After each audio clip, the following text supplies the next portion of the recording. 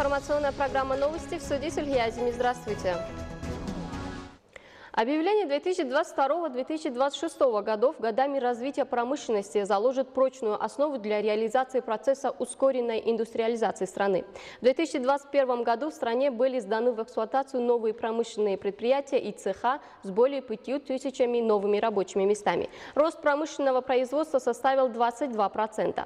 Глава государства, уважаемый Эмомали Рахмон, обязал руководство Министерства промышленности и новых технологий практически осуществить одну из стратегических целей – ускоренную индустриализацию страны, вводить в действие новые производственные мощности, увеличивать производство конкурентоспособной, импортозамещающей и экспортно-ориентированной продукции, конечную переработку сырья внутри страны, развивать текстильную и швейную промышленность в Таджикистане. Тему продолжит Зумрат Файзиева. Правительство Таджикистана поставило задачу профильным ведомствам страны привлечь инвестиции и построить 5 комплексов по переработке хлопкового волокна к 2027 году, а также обеспечить переход на полный цикл переработки производимого в стране хлопковолокна. Вдобавок к этому, с учетом создания факторов стимулирования, необходимо как можно раньше на бездействующих промышленных предприятиях, в том числе текстильных, находящихся в распоряжении государства, наладить систему корпоративного управления и с привлечением частного сектора обеспечить их эффективную деятельность.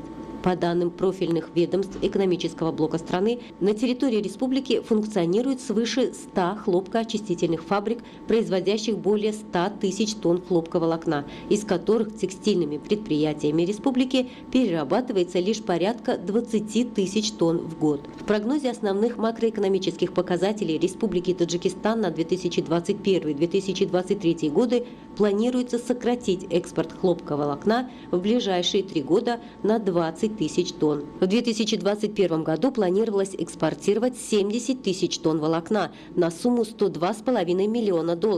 Этот показатель в 2022 году составит 60 тысяч тонн на $90,2 миллиона. И в 2023 году 50 тысяч тонн, то есть на $78,5 миллионов.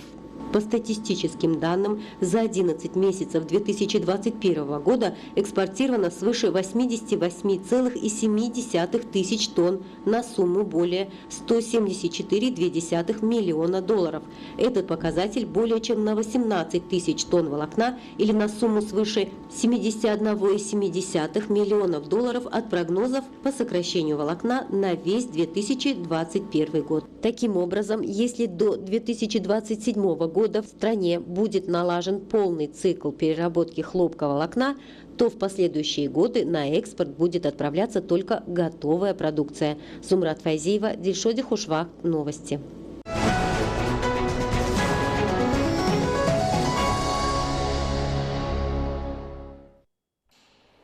В честь празднования 30-летия государственной независимости в Душанбе построены 16 общеобразовательных и дошкольных учреждений, 8 учреждений здравоохранения, 50 промышленных предприятий и цехов, 162 километра дорог, 19 административных зданий, 225 многоэтажных объектов, в которых расположен 161 центр обслуживания, 62 спортивные площадки, 9 скверов, отремонтировано 2321 жилое и административное здание и 116 общежитий.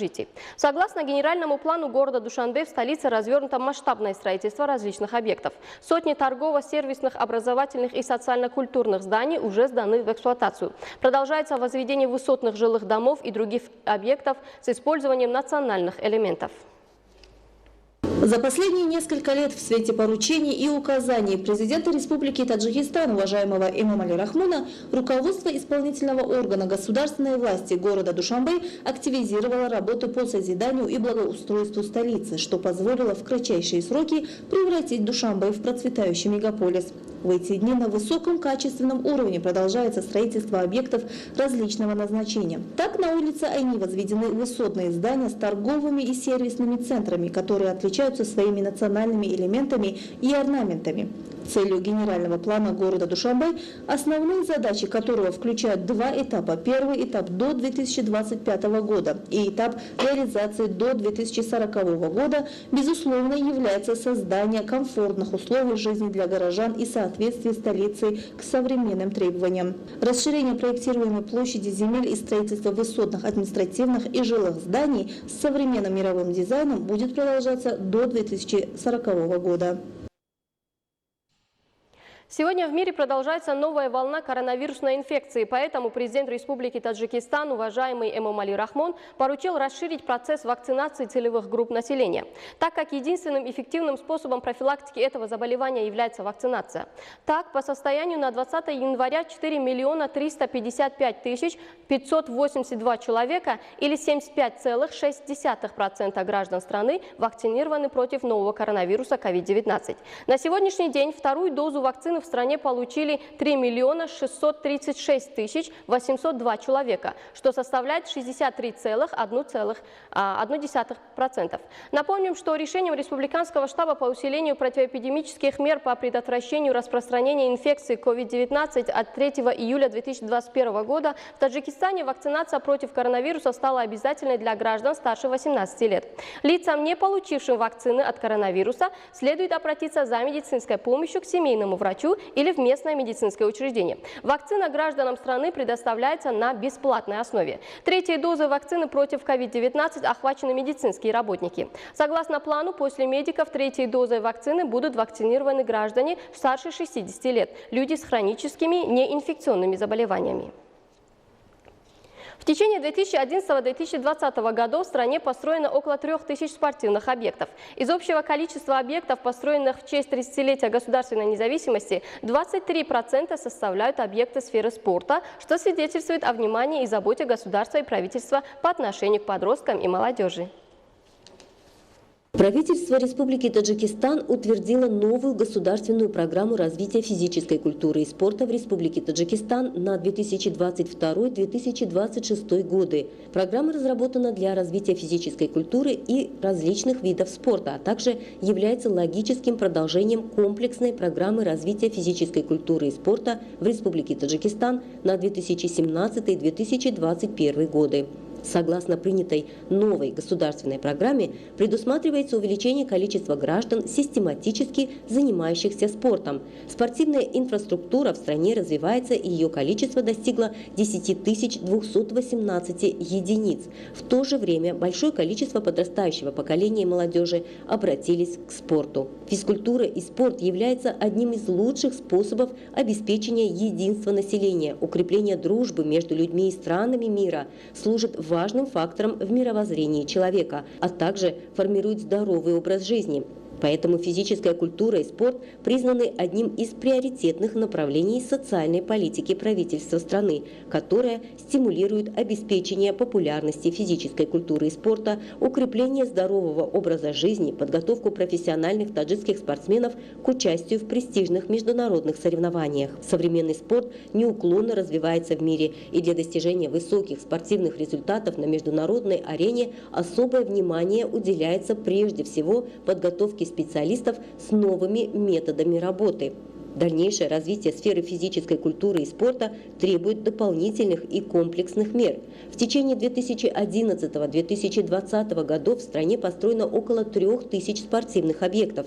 Из общего количества объектов, построенных в честь 30-летия государственной независимости, 23% составляют объекты сферы спорта, что свидетельствует о внимании и заботе государства и правительства по отношению к подросткам и молодежи. Но несмотря на это, в настоящее время таджикский спорт испытывает нехватку высококвалифицированных специалистов.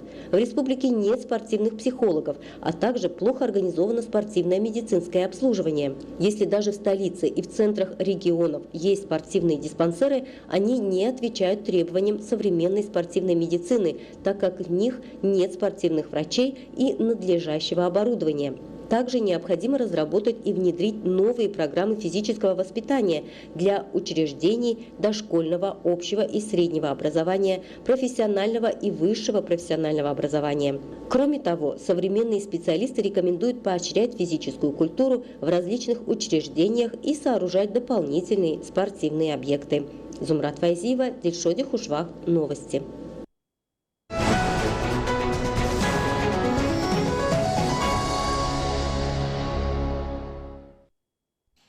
Уважаемые телезрители, это были все важные новости, подготовленные к этому часу нашими коллегами. Оставайтесь с нами и не переключайтесь.